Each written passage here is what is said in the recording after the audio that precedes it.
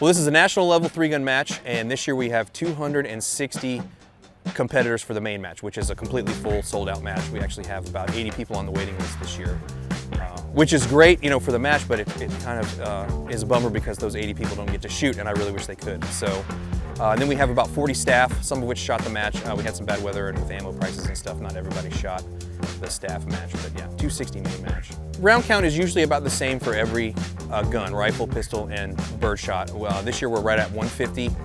We have 10 slugs.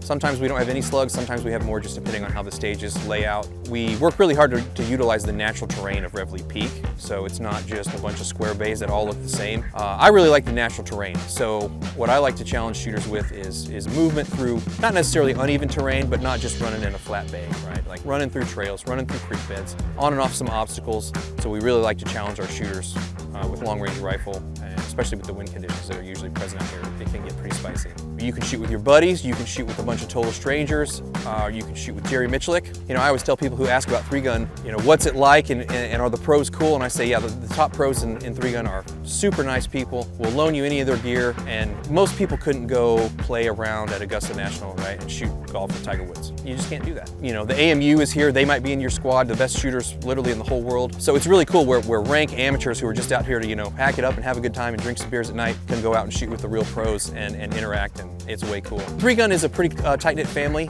and with COVID, you know, travel was restricted, ammo was hard to find, so this match has been kind of a little bit of a reunion for a lot of the friends that I haven't seen in longer than normal. You know, a lot of people come to shoot the matches just to hang out with their friends, and the matches is almost kind of an afterthought. So it's a very fun pro Second Amendment community, so it's nice to fellowship with people that are like-minded. It's like a family.